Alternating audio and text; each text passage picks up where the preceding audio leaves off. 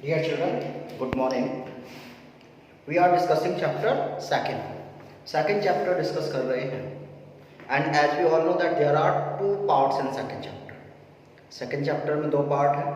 First part is about Evelyn Glennie and we have discussed. पहला जो Evelyn Glennie का part था उसे हम discuss कर चुके हैं. And in last lecture we have started the second part of the second chapter and that is about Ustad Bismillah Khan and शहनाई. तो जो सेकेंड पार्ट है, जो सेकेंड चैप्टर को उसको हमने स्टार्ट किया था.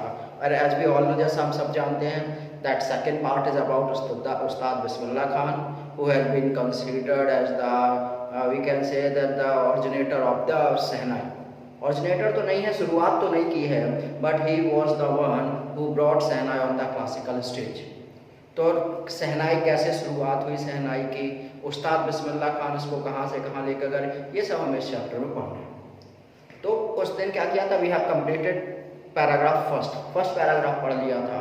और उस फर्स्ट पैराग्राफ में हम लोगों ने क्या पढ़ा था, that it was the time of king Aurangzeb. Emperor Aurangzeb के समय का टाइम था. And at that time a musical instrument was played and the name of that musical instrument was pungi. कि एम्परर औरंगजेब के समय पर एक म्यूजिकल इंस्ट्रूमेंट प्ले किया जाता था और उस म्यूजिकल इंस्ट्रूमेंट का नाम क्या था, पुंगी था. But what happened, emperor Aurangzeb banned the playing of pungi in his kingdom. जो एम्परर औरंगजेब थे, जो किंग औरंगजेब थे, उन्होंने क्या किया, अपने राज्य में पुंगी के ऊपर पूरी तरीके से प्रतिबंध लगा दिया, उन्होंने इसको बैन कर दिया. And what was the reason behind it, इसके पीछे रीजन क्या था, because the sound of pungi was very shrill and unpleasant. कि उसका जो आवाज़ था वो कैसा था, बहुत ही श्रिल, बहुत ही तीखा, नुकीला, शार्प और बहुत ही अनप्लीजेंट था, देखने बिल्कुल भी मेलोडियस नहीं था. The people were of the opinion, लोगों को क्या लग रहा था, that British own it would be revive, कि कुछ समय बाद पुंगी फिर से शुरू हो जाएगी. लेकिन तभी क्या था, there was a barber who belongs to the professional musician family. एक प्रोफेशनल म्यूजिशियन फैमिली से बिलोंग करने वाला एक बार्बर, एक नाई था. And he decided to improve the tonal quality of the pungi. और उसने डिसाइड करा कि वो क्या करेगा, पुंगी की जो टोनल क्वालिटी है उसको इम्प्रूव करेगा. So just in order to improve the tonal quality of the pungi he chose a small pipe. उसकी टोनल क्वालिटी को इम्प्रूव करने के लिए उसने एक छोटा सा पाइप का टुकड़ा लिया. But it was longer and broader than पुंगी.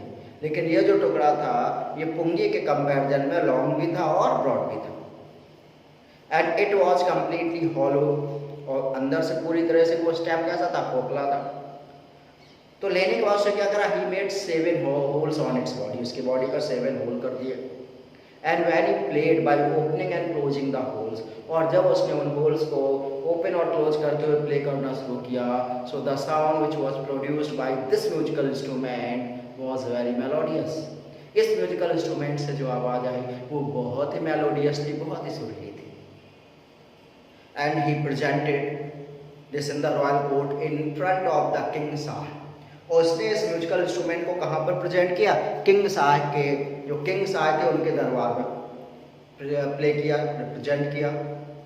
All the courtiers were greatly impressed with the tonal quality of the pungi. वो उसकी क्वालिटी से बहुत इम्प्रेस थे, because it was very melodious, very sweet. क्योंकि इसकी जो आवाज़ थी बहुत ही मेलोडियस थी और बहुत ही स्वीट थी. But this musical instrument was completely different from pungi. लेकिन ये जो इंस्ट्रूमेंट था ये पुंगी से पूरी तरीके से डिफरेंट था. So they decided to give it a new name. तो उन्होंने डिसाइड करा कि इसको नया नाम दिया जाएगा. So they have given a new name. अब नया नाम दिया कैसे गया था, क्या बताया था, that it was first played in king Shah chamber. कि पहली बार इसे कहाँ प्ले किया गया था, किंग शाह के चैम्बर में प्ले किया गया था. And it was played by a nai. और प्ले किसने किया था, नाई ने किया था. तो शाह के दरबार में नाई के द्वारा प्ले किया गया. तो शाह प्लस नाई इक्वल टू शहनाई. इस प्रकार से इस म्यूजिकल इंस्ट्रूमेंट का नाम क्या पड़ गया था, शहनाई पड़ गया था. तो यहाँ तक हम लोगों ने लास्ट लेक्चर में कंप्लीट कर लिया था. इसके बाद हम लोग सेकेंड पैराग्राफ से शुरू करेंगे. The sound of the shehnai began to be considered auspicious. And after that, the sound of Sehnai, or simply we can say that Sehnai, has been considered very ominous, very pious. Ominous का मतलब शुभ, पवित्र भी कह सकते हैं। तो उसके बाद ये जो सहनाई थी, इसकी आवाज़ को बहुत ही शुभ, बहुत ही पवित्र माना जाने लगा। And for this reason it is still played in temples and is an indispensable component of any north Indian wedding. And because of its piousness, because of its ominousness, क्योंकि इसे शुभ मानते हैं, पवित्र मानते हैं, because of that it is played in the temples, क्योंकि इसको शुभ और पवित्र माना जाता है, इसीलिए इसे कहाँ प्ले किया जाता है, टेम्पल्स में प्ले किया जाता है। And it has become the indispensable part. Indispensable we can say very important, that can not be removed, बहुत ही इंपॉर्टेंट, इसको हटाया नहीं जा सकता है। तो एक ऐसा पार्ट, कैसा कंपोनेंट बन गया किसका, south Indian, north Indian wedding. क्योंकि जब नॉर्थ इंडिया में जो शादी होती है वहाँ पर सहनाई क्या होता है, प्ले होता ही होता है। तो वहाँ क्या है, ये बहुत ही इंपॉर्टेंट बन गया है। In the past, the Shehnai was part of the Naubat or traditional ensemble of 9 instruments found at royal courts. And at the past, वे शुरू में क्या था, जब ये प्ले होना शुरू हुआ, so it has become one of the important parts of 9 musical instruments which has been present in the court. जैसे आपने सुना होगा अकबर के टाइम में तो क्या थे, नौरत्न, नौरत्न में जैसे एक बीरबल था और म्यूजिकल इंस्ट्रूमेंट्स थे। तो जो इंपॉर्टेंट चीज होती थी उन्हें रत्न की उपाधि दी जाती थी एंशिएंट टाइम में। तो ऐसे क्या था, पुराने समय में क्या था, ये जो सहनाई था ये भी उन 9 रत्नों में से एक माना जाता था। किसी भी राज दरबार में एक इम्पॉर्टेंट ऑर्गन बन गया था। Till recently it was used only in temples and weddings. Till recently means जब तक उस्ताद बिस्मिल्लाह खान नहीं आए थे, till the time the Sehnai was only played at the temples and during the weddings. जब तक किसी उस्ताद बिस्मिल्लाह खान क्लासिकल स्टेज पर लेकर नहीं आए, उस समय तक सहनाई केवल कहाँ प्ले की जाती थी, या तो इसको टेम्पल में प्ले किया जाता था या फिर नॉर्थ इंडिया में शादियों में प्ले किया जाता था। इसके अलावा इसे और कहीं प्ले नहीं किया जाता था। The credit for bringing the instrument onto the classical stage goes to Ustad Bismillah Khan. So as I have told you that before Bismillah Khan, this musical instrument was only played at the temples and weddings.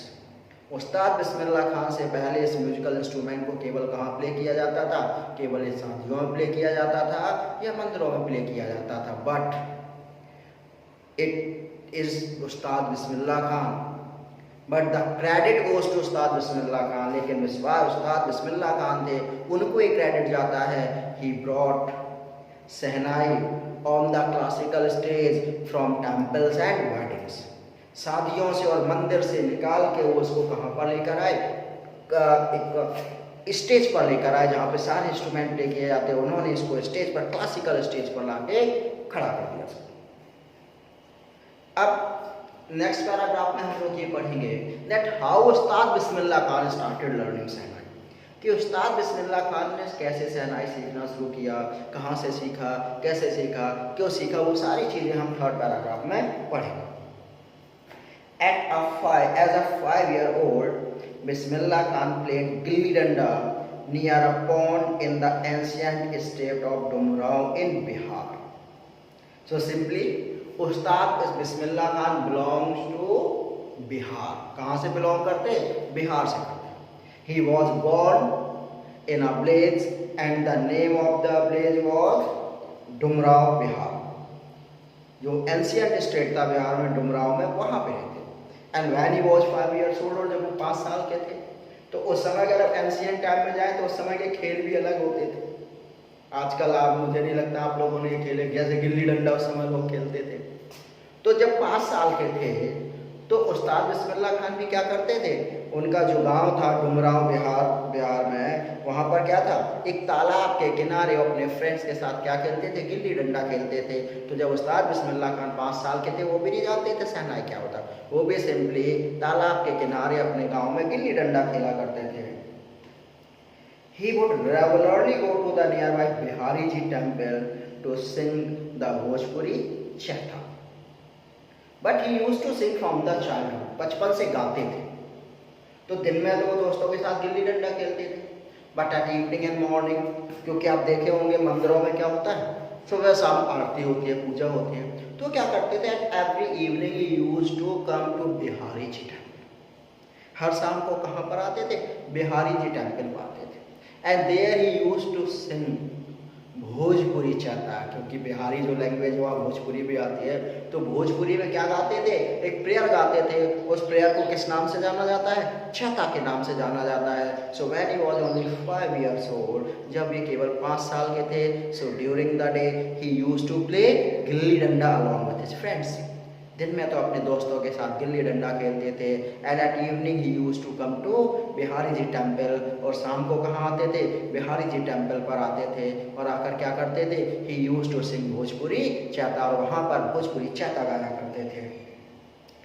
Eight the end of which he would earn a big laddoo weighing 1.25 kg, a prize given by the local Maharaja, and every day as a reward of that song, that prayer, daily शाम को आते थे, भोजपुरी चाहता गाते थे, उसके बाद he was given a reward. वो इतना अच्छा गाते थे कि वहाँ के जो लोकल महाराजा थे, जो लोकल राजा थे, वो इन्हें डेली अवार्ड देते थे, इनाम देते थे। And what was given as a reward, कोई ट्रॉफी नहीं मिलता था, कोई कप नहीं मिलता था, he was given a laddoo, एक लड्डू मिलता था, और इतना सा लड्डू नहीं मिलता, वेइंग 1.25 kg, 1.25 किलो का एक लड्डू, बड़ा सा एक लड्डू इन्हें डेली इनाम में दिया जाता था। And this happened 80 years ago, और ये कब शुरू हुआ था, 80 years ago। मीन्स उनकी अवार्ड कहाँ से शुरू हुआ, किस चीज़ से मिलना शुरू हुआ, उनका अवार्ड लड्डू से शुरुआत हुई। And the little boy has travelled far to earn the highest civilian in India, civilian award in India, Bharat. So the boy Ustad Bismillah Khan started getting reward as a Laddu, Laddu के रूप में अवार्ड लेना शुरू किया। बट ही वॉक्ड अहेड, बहुत आगे पहुंचे, आगे बढ़े, and he earned the India's top most the biggest award, the Bharat Ratna. तो शुरुआत कहाँ से हुई, लड्डू से रिवार्ड की शुरुआत हुई, और लास्ट में कहाँ तक के रिवार्ड मिले, जो इंडिया का सबसे बड़ा रिवार्ड माना जाता है, भारत रत्न। तो उस्ताद बिस्मिल्लाह खान को क्या मिला, भारत रत्न भी मिला। Born on 21st March 1916, so Ustad Bismillah Khan was born on 21st March। तो इनका जन्म कब हुआ था, 21 मार्च को जन्म हुआ था, ईयर 1916 को जन्म हुआ था। तो ये क्वेश्चन पूछा जाता, when and where Ustad Bismillah Khan was born. तो सिंपली आपको बताना है, Ustad Bismillah Khan was born on 21 March 1916, village Dumraon in Bihar. तो बिहार के डुमराव गांव में 21 मार्च 1916 को इनका जन्म हुआ था। And Bismillah Khan belongs to a well known family of musician from Bihar, और music was in his nerves, in his blood. जो म्यूजिक था उनके ब्लड में था। व्हाई?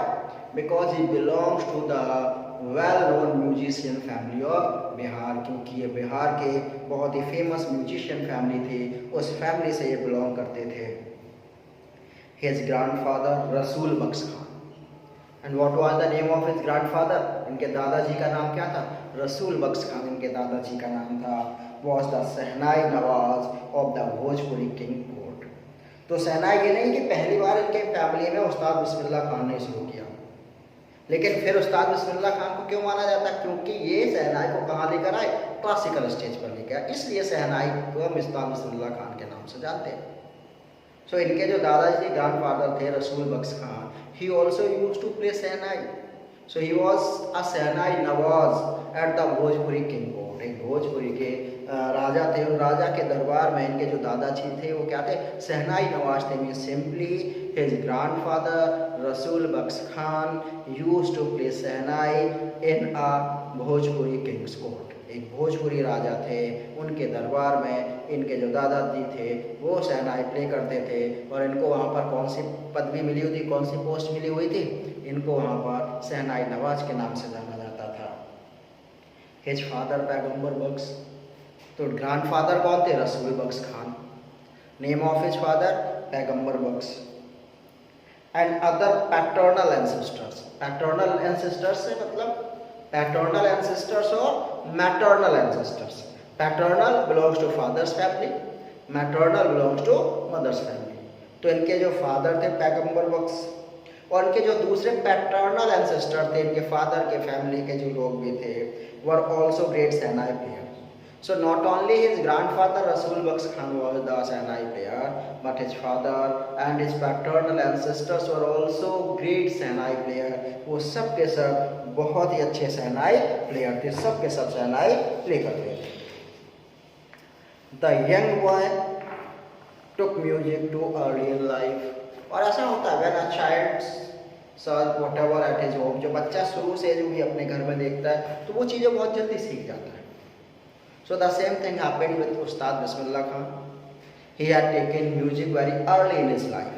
उन्होंने अपनी लाइफ में बहुत ही जल्दी म्यूजिक शुरू कर दिया। At the age of 3, when his mother took him to his maternal uncle's house in Banaras, now Varanasi. So when Ustad Bismillah Khan was only 3 years old, जब उस्ताद बिस्मिल्लाह खान केवल 3 साल के थे, then his mother took him to his maternal uncle. Maternal uncle मतलब मामा जी के।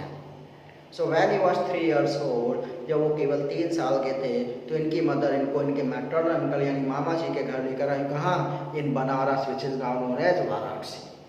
वो समय जो बनारस था जिसको हम वाराणसी के नाम से जानते हैं, वहाँ वो लेकर आए।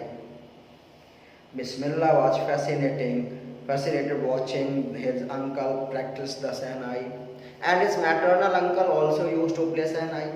इनके जो मैटर्नल अंकल थे, मामा जी थे, वो भी सहनाई प्ले करते थे। And whenever he use to do practice, जब भी वो सहनाई की प्रैक्टिस करते थे, Ustad Bismillah was that him fascinating, attract, बहुत ही आकर्षित होकर, बहुत ही फैसिनेट होकर अपने मामा जी को सहनाई प्ले करते हुए वो देखते थे। Soon Bismillah started accompanying his uncle Ali Baksh to the Vishnu temple of Banaras, where Baksh was employed to play the Sahnai. And what was the name of his maternal uncle? Ali Baksh. इनके जो मामा जी का नाम क्या था? अली बख्श था। तो 3 साल की एज में ये अपने मामा के घर आए और जब इन्होंने देखा कि इनके मामा जी डेली सहनाई प्ले करते हैं तो ये देखते हुए बहुत ही अट्रैक्ट हुए। And now he also used to accompany with his maternal uncle Ali Bakhsh. अब ये भी अपने मैटरनल अंकल अली बख्श के साथ कहाँ जाते थे? To the temple of Banaras, Banaras के मंदिरों पर जाते थे। Where Ali Bakhsh was employed to sing the prayer, जहाँ पर जो इनके मामा थे अली बख्श थे वो सहनाई मंदिरों में जाके प्ले करते थे। तो अब इन्होंने भी क्या किया? ये भी अपने मामा जी के साथ मंदिरों में जाने लगे। Ali Baksh would play the Sahnai and Bismillah would sit captivated for hours on end. So at the temple, मंदिर जाते थे साथ, और मंदिर में क्या होता था? अली बख्श यूज्ड टू प्ले सहनाई। अली बख्श तो सहनाई बजाते थे। while he used to sit captivated, ऐसा जैसे मैजिक स्पेल हो गया, मंत्र वो दुख से होते, चुपचाप बैठ के उनको बजाते हुए देखा करते थे। तो बहुत ही ज़्यादा अट्रैक्ट होते थे वो जब वो सहनाई प्ले करते थे। Slowly he started getting lessons in playing the instrument, और जब थोड़े से और slowly he started getting lesson, means उनको भी धीरे धीरे सहनाई बजाना सिखाया जाने लगा। And would sit practicing throughout the day, और अब ये पूरे दिन क्या करते थे? He used to sit throughout the day and he used to practice for shehnai. पूरे दिन बैठकर ये सहनाई बजाने की प्रैक्टिस किया करते थे। For years he come to the temple of Balaji and Mangla Maiya and the banks of the river, the flowing waters of the Ganga. So now he also learn how to play shehnai. अब इनको सहनाई बजाना आ गया। तो जैसे इनके मामा जी थे वो मंदिर में जाके बजाते थे, अब ये भी जाने लगे। He also use to come to Bihari Balaji temple and Mangla Maiya temple. ये भी कहाँ आके प्ले करते थे? बिहारी जी टेम्पल में और मंगला मैया टेम्पल में। And he use to come to the river Ganga, bank of river Ganga, और गंगा किनारे आते थे, वहाँ प्ले करते थे। And these 3 places became the young apprentice favourite homes, ये इनके फेवरेट जगह थी। बिहारी जी टेम्पल में जाके शहनाई बजाते थे, मंगला मैया टेम्पल में जाते थे, गंगा किनारे जाके शहनाई बजाते थे, और ये तीनों जगह इनकी फेवरेट जगह थी जहाँ ये शहनाई प्ले करते थे। And where he could practice in solitude, यहाँ सॉलिट्यूड लोनलीनेस, एकांत में जाके आराम से शांति से बजाते थे। The flowing waters of the Ganga inspired him to improvise, और जब ये गंगा के किनारे बैठते थे बिल्कुल शांति होती थी। And the flowing water of the river Ganga, और गंगा का कभी न रुकने वाला जो पानी होता था, दैट इंस्पायर्ड, उन्हें इंस्पायर करता था किस लिए, टू इम्प्रोवाइज, क्यों क्या करें, कुछ इम्प्रोवाइज करें, कुछ नया बनाएं। एंड इन्वेंट रागाज, और राग नहीं होते पहले कहते थे, उन्होंने क्या गा दिया कि अग्नि राग गा दिया, जल राग गा दिया, इस प्रकार के राग होते थे पहले।